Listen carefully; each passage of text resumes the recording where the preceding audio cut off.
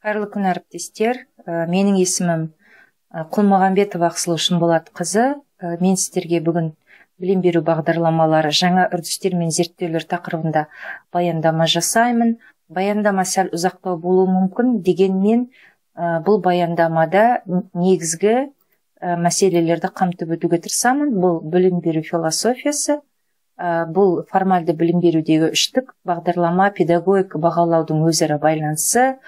Одан кейін тіл мен әдебиетті оқытудағы әлемдік тәжірибеге тоқталып өтемін. Сонымен қатар осы бағыттағы зерттеулер мен ұсыныстар туралы да біраз айтып өтетін боламын.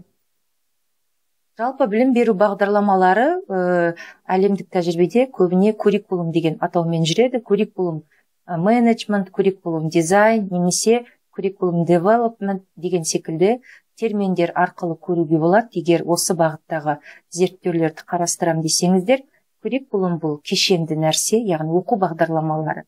Бұл кешенді, жүйелі, бірнеше пәндердің басын біріктіретін, белгілі бір философияға негізделген, білім берудің негізгі жаңағы концепцияларын қарастыратын үлкен құжаттар. Енді curriculumға келетін болсақ, негізінен оқу бағдарламалары 4 ғылымға сүйенеді. Бұл философия, бұл психология, социология және тарих. Философияға негізінен тоқталып өтетін болсақ, бұл барлығының басында тұрған ғылым. Білім беру саласында негізінен 4 ілім бар. Бұл бихевиоризм, когнитивизм, конструктивизм және коннективизм деп көрсетеді. Бихевиоризм өткен ғасырдың 20-шы жылдарында қалыптасты. 1925 жылы Джон Уотсонның бихевиоризм деген атты кітабы шықты. Бихевиоризм туралы ғаламторда ақпарат өте көп. Бұл ілімнің негізгі мақсаты былай: кез келген адамды мінез құлқына қарамастан жасап шығаруға болады. Бұл ілімнің пайда болуына негізгі түрткі болған бұл индустрияның алғаш рет дами бастауы, яғни зауыт, фабрикалардың ашылып, адамның еңбегіне деген қажеттіліктердің пайда болуы. Бихевиоризм ілімі негізгі өкілдері ретінде мысалы өзімізге таныс Павловты айтып өтуге болады. Мысалы Павловтың итке жасаған шартты рефлекс сынағы, осы арқылы да түсіндіруге болады, яғни адамды жазалау немесе адамдарды белгілі бір сыртқы реакцияларға шақыру арқылы белгілі бір мінез құлқын дайындап жасап шығару.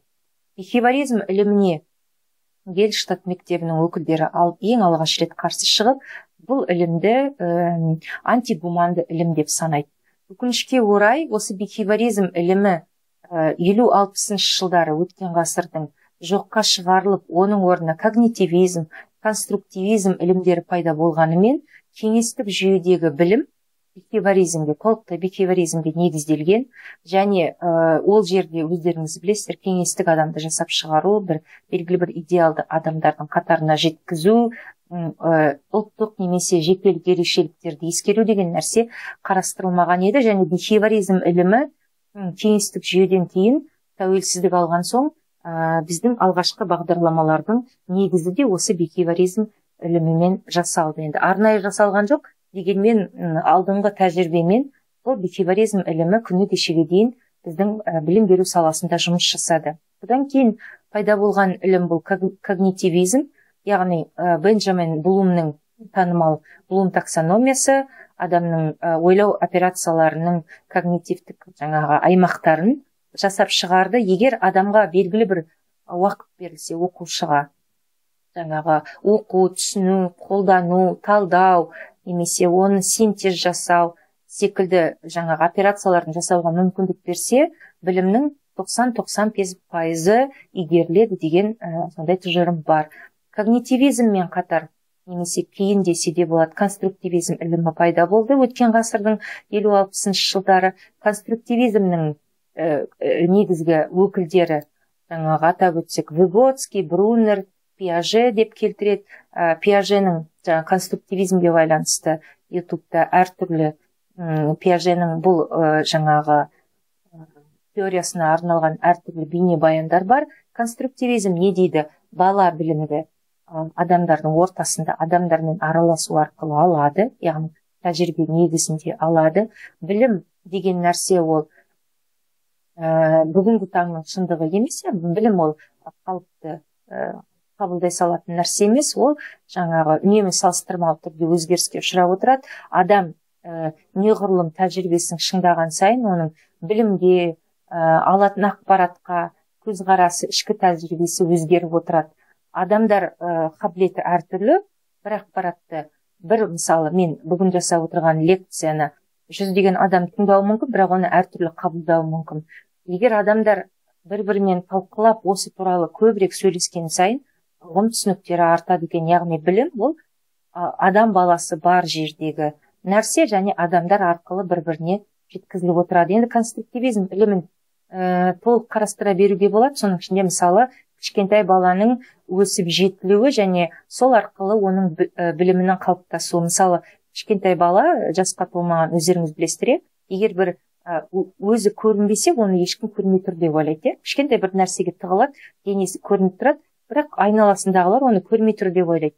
Кейін өсе келе ол тығылса да жұрттың оны көріп тұратынын түсіне бастайды. Яғни бір затты тығып тастаса, ол жоқ емес, ол сол бір нәрсенің артында тұр деген түсінік қалыптаса бастайды. Немесе 13-14 жастан бастап біздер енді балалардың мінез құлқының қиындауымен өтпелі кезеңмен байланыстырамыз. Дегенмен балалар 13-14 жастан бастап әлеуметтік қарым-қатынастарды, үлкен мен кіші жастар арасында қарым-қатынастарды түсіне бастайды екен.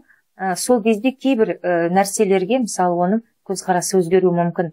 Осындай тәжірибе арқылы да білімнің қалай қалыптасатынын көруге болады.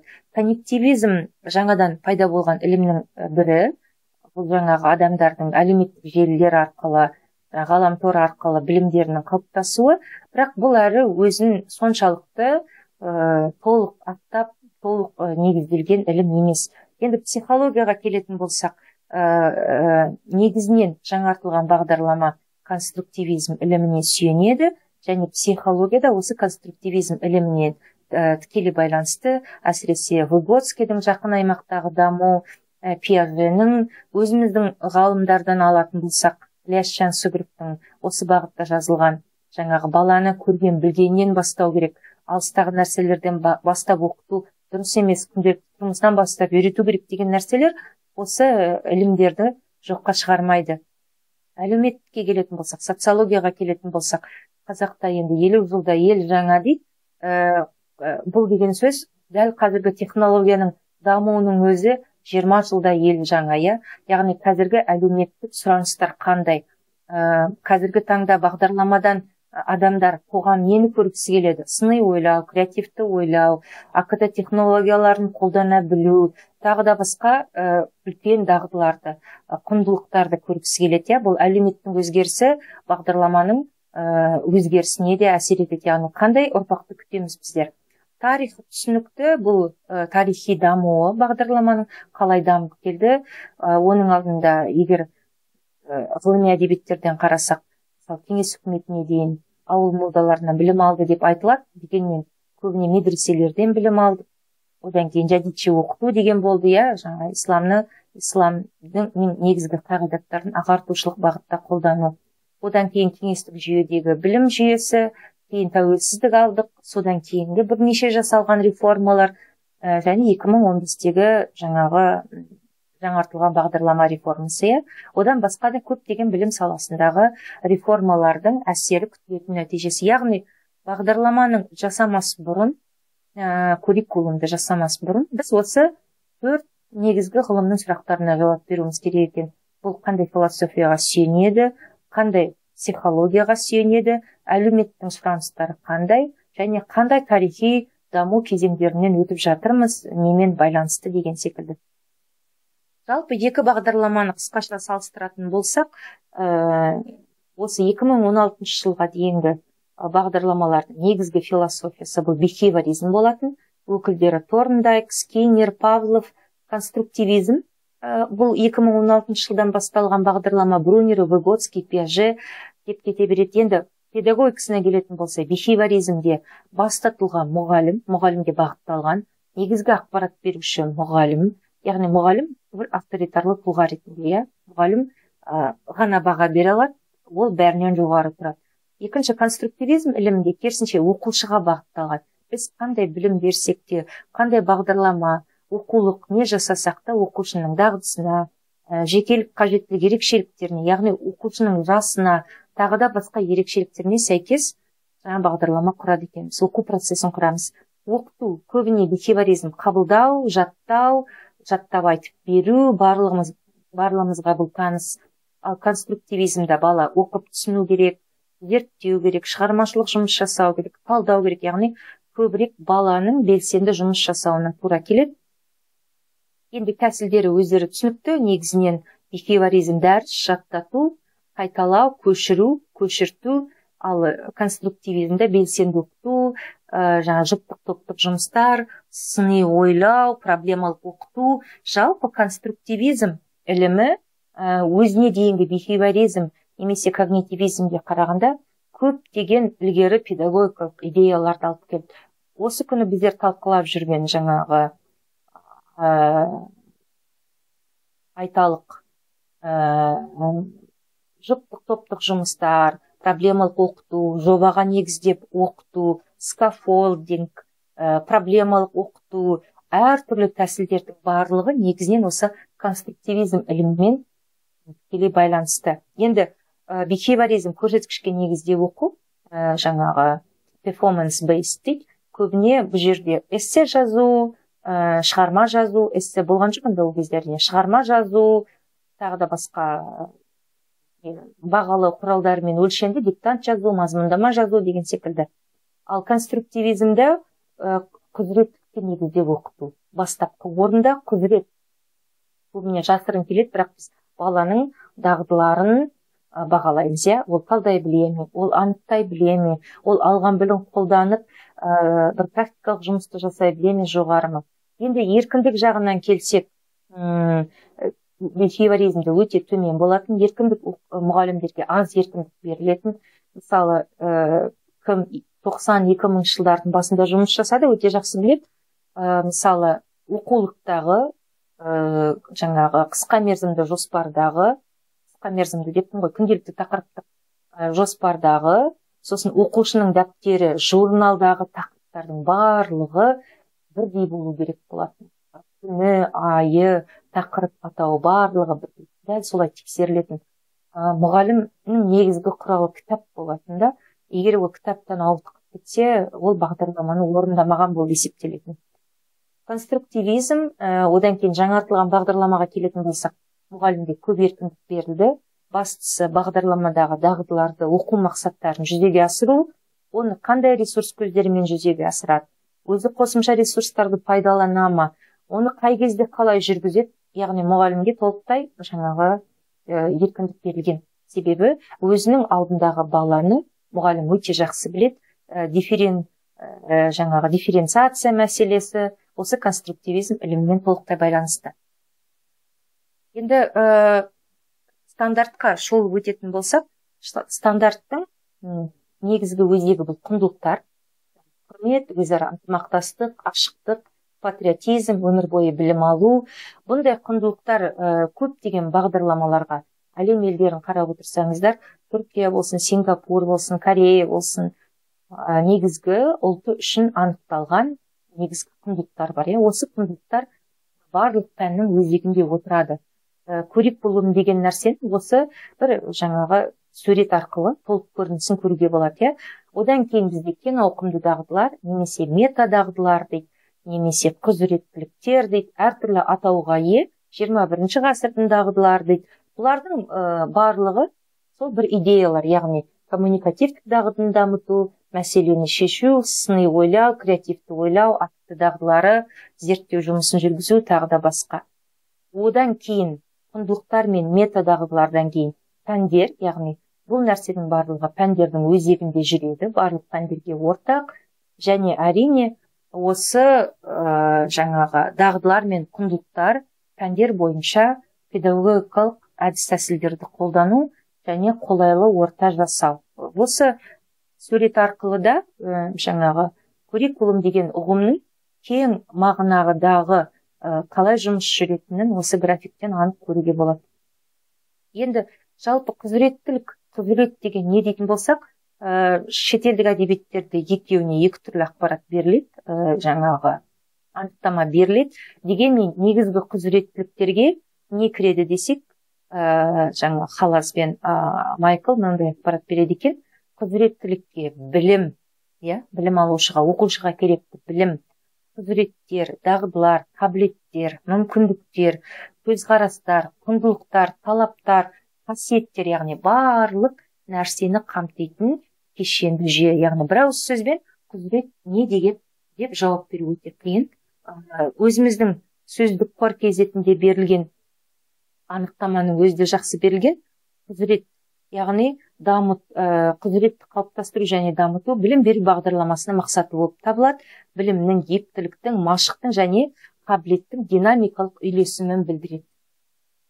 Екі анықтамада осы құзыретті ашатындай. Жалпы құзыреттілік ұғымын алғаш енгізген Наум Хомский болатын, немесе оны Чомский дейді. Бұл көзі тірі лингвист ғалымның бірі.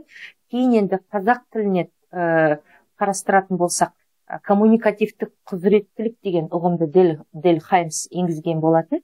Бұл тек қана мысалы Хомский тілді интуитивті меңгеру, сөйлемді грамматикалық тұрғыдан дұрыс құра білу деп құзыреттілікке алғаш жаңа баға берген болса, Дель Хаймс тек қана грамматикалық ережелерді білу ғана емес коммуникативтік құзыреттілік, ол әртүрлі жағдайда сол тілді қолдана білу қабілеті деп анықтама берген болатын. Енді коммуникативтік құзыреттілік аса көп тоқталмай қойын.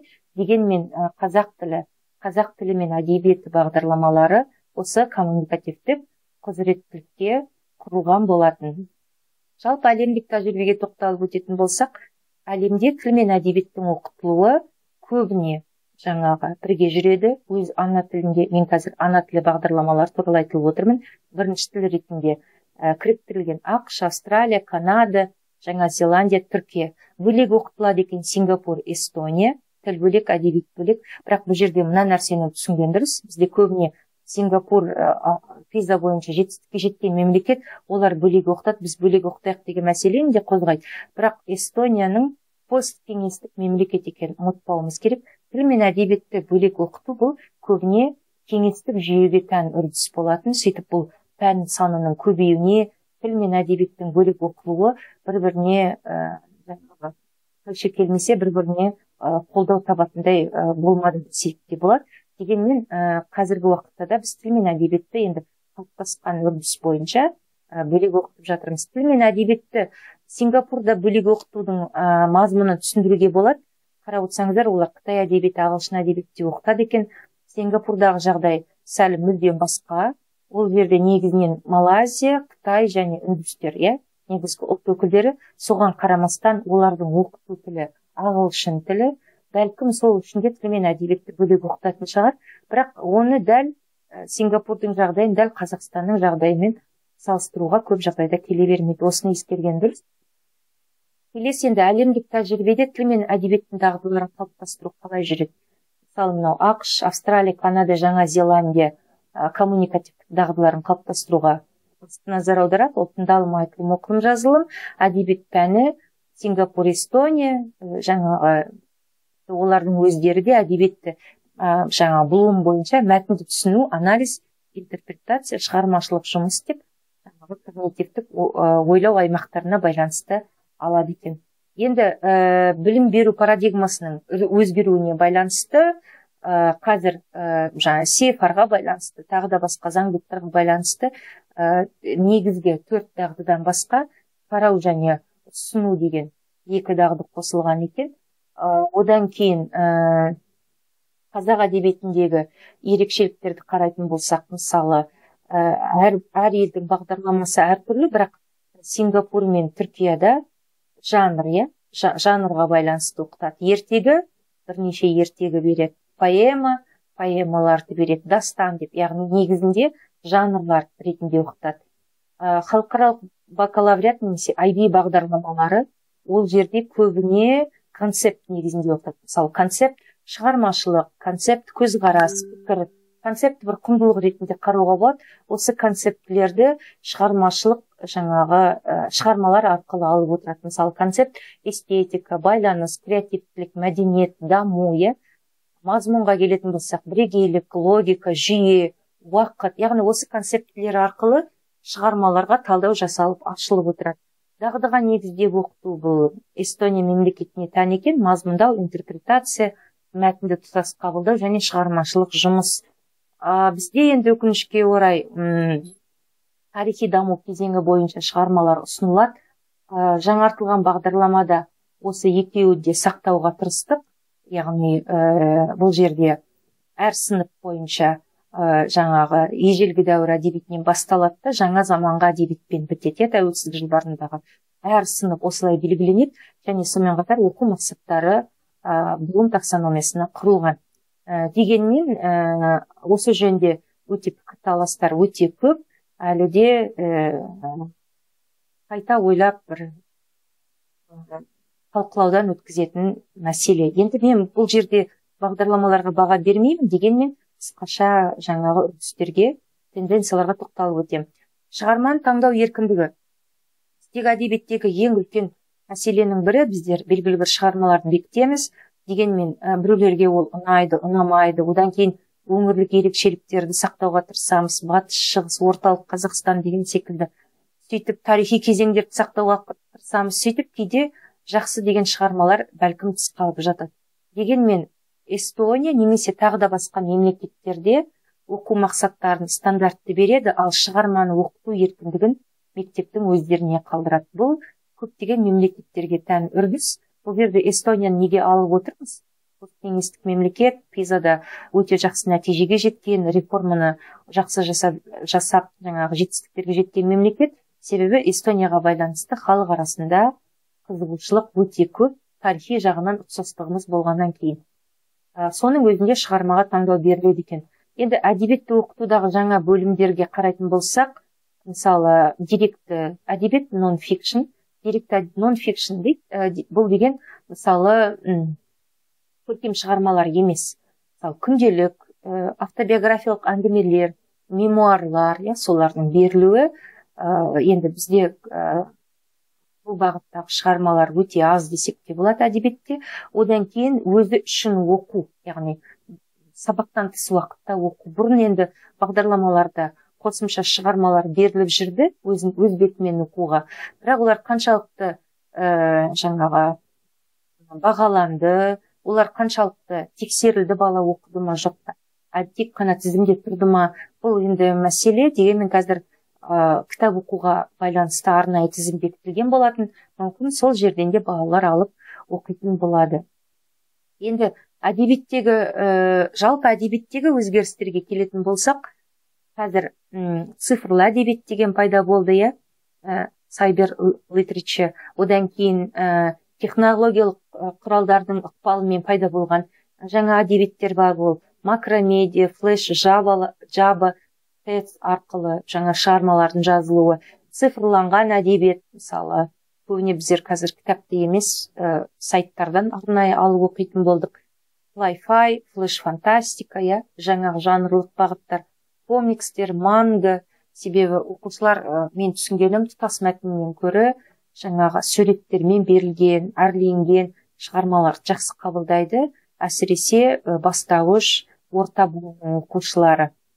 Осы қаншалықты ескерілді және біздегі әдеби шығармалар, жаңа заманғы шығармалар осы сұраныстарды қамтиды ма жоқ па деген, ол да үлкен сұрақ. Біз көбіне шығарма таңдаған кезде өткен ғасырдағы классикалық шығармаларды алып отырамыз. Енді элективті курстар, көбіне осы элективті курстар бойынша сұрақтар өте көп келіп түседі. Элективті курстар қалай жасауға болады, оны кім бекітеді деген секілді. Мен енді ол нәрселерге жауап бере алмаймын. Дегенмен элективті курстар стандартқа сай болу керек. Яғни стандартта күтілетін нәтижелер дағды оқу мақсаттары түрінде берілсе, оқушылардың белгілі бір дағдыларын дамытуға бағытталса, элективті курстар да солай болу керек. Өкінішке орай біздегі элективті курстарды, өзім көрген элективті курстардың көбісі тақырып сағат қана береді, қалай жүргізіледі, жазылады, болды. Қандай мақсат, қандай күтілетін нәтиже бар, ол қалай бағаланады, оның нәтижесін қалай бағалайды, презентация ма, жоба ма, ол туралы ешқандай ақпарат өкінішке орай бола бермейді.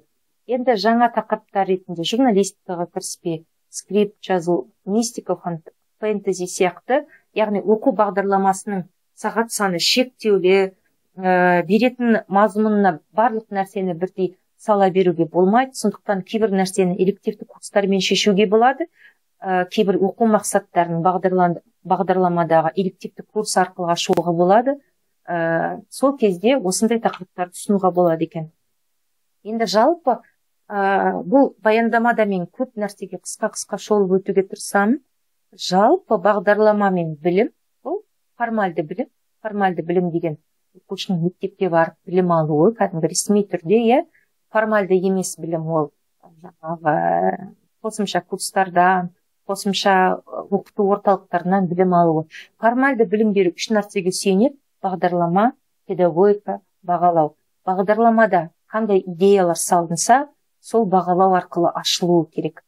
Бағдарламадағы идеялар, құзыреттіліктер, дағдылар, педагогикалық әдіс тәсілдері арқылы жүзеге асырылып, бағалау арқылы оның нәтижесін көруге болады. Яғни үшеуі бір-бірімен өте тығыз байланысты. Кейде осы жерде нәрсеге тоқталып өткім келеді, екі нәрсені айтқым келеді салыстырмалы түрде. Естеріңізде болса, алғаш пайда болған кезде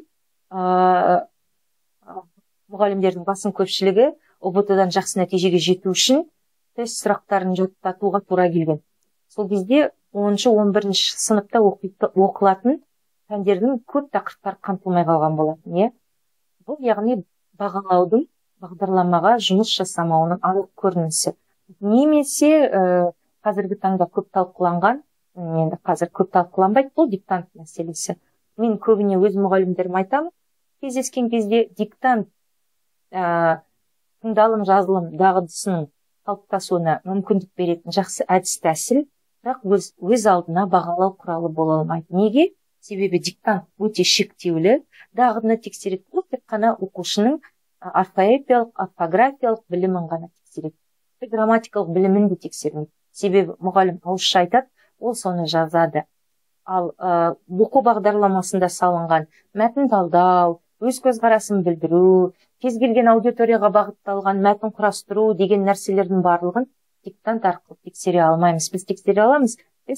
Мақала жаздыру, мәтін талдау, әртүрлі бағытта жобалар дайындау деген сияқты құралдар арқылы көре аламыз. Сондықтан бағдарлама мен бағалау және оны оқыту үшеуі өте бір-бірімен тығыз байланыста екені үнемі бағдарлама құрастырушылар да, бағдарламаны сынаушылар да ескеріп отыру керек екен. Бағалау құралдарын дайындаушылар да. Енді бағалаудың өзі шартты түрде қалыптастырушы және жиынтық бағалау деп бөлінеді. Оны басым көпшілігіміз білеміз. Қалыптастырушы бағалаудың мақсаты оқушылардың жаңағы құзыреттілігін, дағдыларын қалыптастыру, растау, деңгейін анықтау, шешімдерді жүзеге асыру. Мысалы, оқушы эссені қалай жазып жатыр, оның қай жері әлсіз, қай жері күшті, оған қалай көмектесуге болады. Қалыптастырушы бағалау уақыт жағынан үздіксіз жүреді. Оқуға дейін, оқудан кейін, оқу барысында. Оның негізгі игрок дейдік, ойыншылары, мұғалімдер мен оқушылар, яғни қалыптастырушы бағалау тек қана мұғалім тарапынан емес, оқушы тарапынан да жүзеге асады. Үнемі оқушының белгілі бір кезең аралығында дағдысын қалыптастыруға мүмкіндік береді. Қойылатын сұрақтар: не жұмыс жасайды, нені жақсарту керек, қалай жүзеге асыру керек. Мысалдары көбіне жұптық жұмыс, жұптық бағалау, топтық бағалау деген секілді. Үй жұмысына кері байланыс. Жалпы кері байланыстың зерттеулер көрсетеді, аптасына 2 рет, 3 рет дұрыс берілген кері байланыс оқу сапасының 40-60%-ға, кейде 40 дейді, кейбір жерлерде 60-70 дейді, пайызға жақсаруына үлкен нәтиже береді екен. Жиынтық бағалау, қалыптастырушы бағалау, белгілі бір тарау, бөлім 90 аясында, белгілі бір кезеңде оқушының дағдысын, білімін жетілдіруге көмектессе, жиынтық сол кезең аяқталған кезде ол нені үйренді, оған қалай диагностика жасауға болады. Ол көбіне кумулятивті, бір жағынан жиынтық бағалау, белгілі бір білім алғаннан кейін қандай дәрежеге жетті, нені біледі деген диагностика жасауға, немесе сертификат, диплом беруге, аттестаттауға, курс аяқталғаннан кейін білімін тексеруге мүмкіндік беретін құрал. Яғни үйренгенін бағалайды. Қалыптастырушы бағалау, үйрету үшін бағалау болса, жиынтық бағалау, үйренгенін бағалау. Екеуінің айырмашылығы осында. Енді бағалаудың түрлеріне келетін болсақ, көбіне құралдарына келетін болсақ, көбіне жабық тест болуы мүмкін. Оқылым, тыңдалым болатын болса, немесе басқа да пәндер бойынша бірнеше таңдауы бар сұрақтар, бұлар көбіне стандартталған болып келеді. Мысалы, ойлау қабілетін, түсіну қабілетіне белгілі бір сұрақтар, талдау қабілетіне белгілі бір сұрақтар, сыни ойлауға белгілі бір сұрақтар деген секілді. Келесі бір түрлі стандартталмаған, көрсеткішке негізделген performance-based assessment дейді. Бұны стандартта өте қиын, бірақ оған бір талаптар қоя аламыз. Мысалы, эссе, презентация, топтық жұмыс, рөлдік ойын, белгілі бір талаптар қоя аламыз, нақты стандарттамағанмен. Қарым-қатынасты бағалау сауалнамалары, бұған PISA, TIMSS, PIRLS-тың сұрақтары, сауалнамалық сұрақтарын кіргізуге болады. Мысалы, оқушылардың кітап оқуға деген қарым-қатынасы, пәнге деген қарым-қатынасы, тағы басқа. Портфолио осы кездегі ең танымал бағалаулардың бірі, әсіресе шығармашылық бағыттағы оқушылар сурет пәнінен портфолио жинайды, журналистикаға баратын оқушылар портфолио жинайды, басқа да мамандықтар, белгілі бір шығармашылық бағыттағы мамандықтар портфолио дайындауды қажет етеді. Одан кейін тағы да танымал бағалау құралдарының бірі бұл PBL, немесе жобаға негіздеп оқыту. Оқушылардың 2-3 пән аясында, немесе соло PBL дейді, бір пән аясында жасаған жобасының нәтижесін бағалау. Енді бұл бағалау мен бағдарламаның арасындағы байланысты көрсету үшін ұсынылып отыр. Одан кейін енді көпшілік арасында мынандай сұрақ туындады, немесе пікір қалыптасты. Бұл бізде реформа дұрыс жүрмеді, жаңартылған бағдарламаның кесірінен біз білімнен айырылып қалдық, тағы басқа деген секілді, немесе бұрынғы кеңестік бағдарламаны қайтарыңдар деген секілді әлеуметтік желіде әртүрлі лозунгтар жүрді. Жалпы бағдарлама немесе curriculum ол белгілі бір ғылым саласы ретінде қарастырылады. Педагогиканың белгілі бір ғылым саласы ретінде. Бағдарламаны жоспарланған және іс жүзіндегі бағдарлама деп қарастыруға болады. Мысалы, айталық біздер бағдарламаны жоспарладық, өте идеалды, керемет, бірақ оны жұмыс жасатқан кезде арасындағы айырмашылық пайда болуы мүмкін. Мысалы, мен мына суретте тортта дей беріп отырмын, біздің көз алдымызда идеалды бір торт бар, мысалы бағдарлама. Оны жасаған кезде көптеген қатесі, көптеген бір өз ойымыздай шықпағанын көреміз. Бұны бағдарламадағы алшақтық деп атайды, немесе curriculum gap дейді. Gap деген алшақтық. Біздің жоспарлағанымызбен іс жүзінде болып жатқан нәрсенің арасындағы алшақтық. Ол алшақты жақындату үшін біздер көптеген зерттеу жүргізуіміз керек екен, факторларды түсінуіміз керек. Қандай факторлар әсер етуі мүмкін? Яғни біздің ойлағанымыз бен біздің жасағанымыздың арасында. Бұл жөнінде мысалы келесі диаграммаға қарасаңыздар болады, факторларды көбіне 4 деңгейге бөліп қарастырып, мен енді өзімше өзге де факторлар деп тағы қосымша қостым. Бұл мұғалім деңгейінде, яғни мұғалім деңгейіндегі факторлар, мектеп деңгейіндегі факторлар, өңір, яғни мысалы Батыс Қазақстан, Орталық Қазақстан, Оңтүстік Қазақстан деген секілді, мемлекет деңгейіндегі факторлар және өзге де ғаламдық проблемалар. Мысалы, мұғалім факторын алатын болсақ, мұғалімдерде ортақ түсінік бар. Мысалы, ағылшын, орыс тілі, қазақ тілі мұғалімдері эссеге қойылатын талаптарды бірдей түсіне ме, бірдей талап ете ме? Мұғалімдер бағдарламаның қабылдауы дұрыс қабылдады ма, әлде бағдарламаны ұнатпайды, бұрынғы бағдарламамен жұмыс жасаған жақсы көреді. Ол кезде оның қарым-қатынасы қалай болады? Кәсіби дамуы мен жауапкершілігі қандай? Келесі фактор мектеп. Жалпы мектептегі мұғалімдердің білім білік дағдылары қандай? Кәсіби орта қалыптасқан ба? Ресурстар жеткілікті ме? Көшбасшылыққа қолдау көрсетіле ме? Ұжымда қолдау бар ма? Өңірлік деңгейде қарастыратын болсақ, мысалы, әдістемелік кабинеттер, немесе білім басқармалары мектептердің әлеуетін дамытуға атсалыса ма? Мектеп деңгейіндегі көшбасшыларды қолдай ма? Тәжірибе мектептер өңір деңгейінде бір-бірімен тәжірибе алмаса ма? көмек қажет ететін мектептерге көмек беріле ме, мектептер бір-бірімен мысалы бағалауға байланысты, тәжірибе алмасуға байланысты бір өзара бастамалық ұсынылса соған қолдау көрсетіле ме? Өңір деңгейінде, мемлекет деңгейінде қарайтын болсақ, арнайы инфрақұрылым жасалған ба реформаға байланысты? Базалық өлшемдер мен жаңа мақсаттары бар ма? Жауапкершілікпен қолдау бар ма? Жеткізу, іске асыру тетіктері дұрыс құрылған ба? Бақылау және бағалау, мониторинг жүргізіле ме мемлекет тарапынан? Немесе өзге де факторлар, мысалы геосаяси жағдай, пандемия, басқа да экологиялық жағдайлардың да әсері. Яғни осы факторларды зерттемей тұрып, тіпті жаңартылған болмасын, тағы да басқа қандай да бір керемет бағдарлама енгізсек те, біздер үнемі бірнеше факторлардың теріс ықпал етуі мүмкін екенін зерттеуіміз қажет. Осы кезде мен бірнеше зерттеумен бөліскім келеді, әсіресе Талис 2018 мұғалімдер арасында жасалған зерттеу және менің Назарбаев университетіндегі магистрлік жұмысымда осы Талис 2018-дің зерттеулерін талдаумен тығыз байланысты болды. Әсіресе мұғалімдердің педагогикалық практикасы бойынша талдамалар жасаған едім. Ол зерттеу не дейді?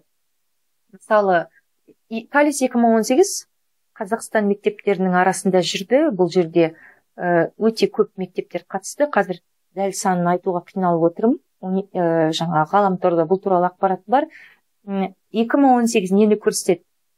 Жалпы мектептер арасындағы, ол жерде ауыл, қала, облыс, республикалық мектептер, Назарбаев зияткерлік мектептер, көптеген мектептердің мұғалімдері қатысты. Сол кезде барлық бағыттар бойынша айталық мектептер арасында, әсіресе педагогикаға байланысты аса бір айырмашылық жоқ, бірақ та кәсіби даму бойынша үлкен айырмашылықтардың барын көруге болады. Бұл 0,4 және 22%. Яғни мұғалімдердің кәсіби дамуы біркелкі емес мектептер арасында.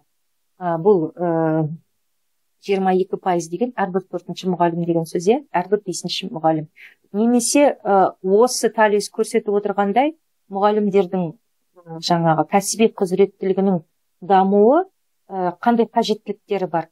Бұл бағдарлама мен оқулықтар бойынша сұраныс бар 37%, 37% деген бұл өте үлкен көрсеткіш. Яғни әрбір 3-ші мұғалімде бағдарлама мен оқулықтар бойынша сұраныс бар. Бағалау бойынша сұраныс бар 31%, ол да үлкен. АКТ-ны қолдану 30% үлкен. Яғни бұл жоғары қажеттілік бар деген сөз. Әрбір 3 мұғалімнің біреуінде, 3-ші мұғалімде үлкен сұраныс бар деген сөз. Одан кейін бұл жерде диаграмманы неге берді деп отырған шығарсыңдар. Мысалы, ағылшын тілінде берген ме? Prof Development Need дейді. Егер оқушылар, мұғалімдердің кәсіби құзыреттілігіне деген сұраныс өте жоғары болса, бұл жерде жоғары болып тұр. Бұл Team Innovativeness дейді, командалық инновацияның төмендеуіне алып келеді. Яғни, мұғалімдерде кәсіби дамуға деген сұраныс өте жоғары болса, сол мектептегі мұғалімдердің инновация жасауға деген ынта-жігерлері болсын, қабілеттері төмендейді деген сөз. Яғни, егер мұғалім инновациялық шешімдер, оқыту жоғары болсын десек, онда мұғалімнің кәсіби дамуына деген қаржының соған деген үлкен назарды аудару керектігін білдіреді. Бұл да бір оқу бағдарламасын жүзеге дұрыс орындалмауына кері әсер еткен факторлардың бірі болуы мүмкін. Оны неден алып отырып, мына 30, 31, 30, 37% көрсеткіштерден алып отырмын. Одан кейін тағы да кері әсер ететін мәселенің бірі болуы мүмкін. Бұл қазақстандық мектептерде әйел мұғалімдердің басым саны 76%, бірақ соған қарамастан ер мұғалімдердің инновацияға тиімдірек әсер ету. Енді бұл жөнінде, бұл жалпы Қазақстанның ғана мәселесі емес, әлемдік тәжірибеде де бұндай зерттеулер бар. Яғни мектепте жалпы білім саласында ер мұғалім мен әйел мұғалім арасындағы байланыстың сақталу қажеттілігі. Оқушыларға эмоционалдық әсері, тәртіп, дисциплина мәселесі, тағы да басқа мәселе осы баланстың сақталуына үлкен әсер етеді екен. Яғни бұл да өз кезегінде үлкен болмаса да әсер етуші факторлардың болуы мүмкін білім сапасына. Одан кейін Францияда енді барлық мемлекетте зерттеу жүргізді ғой, реформа жасады. Сол кезде бағдарламаны қабылдауға мүмкіндік берген педагогтердің үш қасиетін анықтаған екен. Яғни жаңа бағдарламаны қабылдауға мүмкіндік беретін мұғалімнің үш негізгі қасиеті. Яғни бұл мұғалімнің академиялық біліктілігі, оқыту тәжірибесі және қабылдауы. Осы үшеуі жақсы болса, оқу бағдарламасы жақсы жүзеге асады екен. Бұл 0,85% деген бұл енді үлкен көрсеткіш, яғни 86%-ға жаңаға әсер ететіндей екен. Одан кейін Грецияда да реформа жүргізілді 2012 жылға дейін. Және сол реформаны зерттеген кезде мынандай нәтижеге келді. Егер бір бағдарлама бойынша мұғалім 15 жылдан артық жұмыс жасаған болса, бір бағдарламамен етіпқан, ол мұғалімдердің басқа бағдарламаны қабылдауға қарсылық танытады екен. Бір үйренген нәрсесіне басқа нәрсені алып келсе, бұл да іште қарсылық туғызады екен.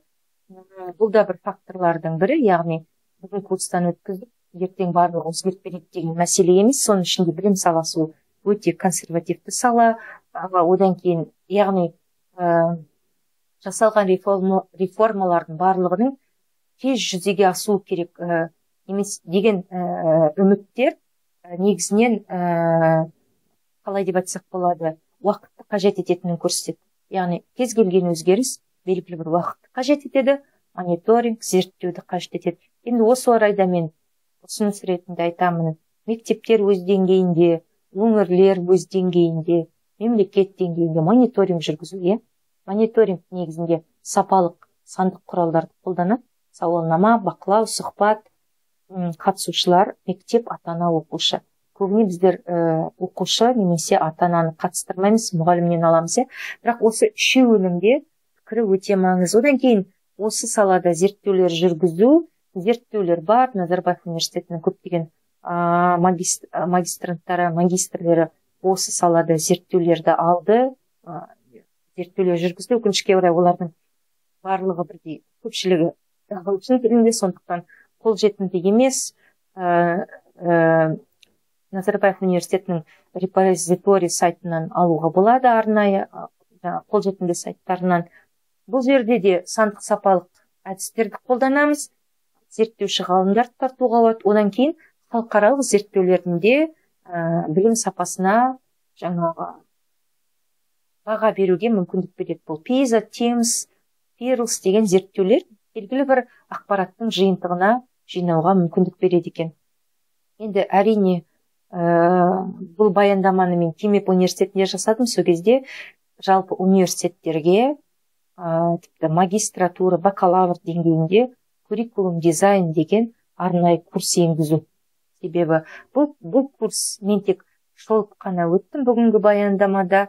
Бұндай курс жалпы бағдарламаның қалай жасалатыны, қалай жүзеге асатыны, ол бағытта қандай зерттеулер бар, біз не нәрседен сақ болып, не нәрсеге өте мұқият болуымыз керек деген нәрселерді осы curriculum дизайн арқылы жауап бере алады екенбіз. Көңіл қойып тыңдағандарыңызға рахмет. Бұл баяндама үшін пайдаланған сілтемелер келесідей. Егер де осындай баяндамалар сіздерге ұнайтын болса, комментарий қалдыруларыңызды сұраймын. Сұрақ қоюға да болады, ұсыныс тастауға да болады. Мүмкіндігінше осы бағыттағы баяндамаларды каналға жүктеп отыруға тырысамын. Көңіл қойып тыңдағандарыңызға көп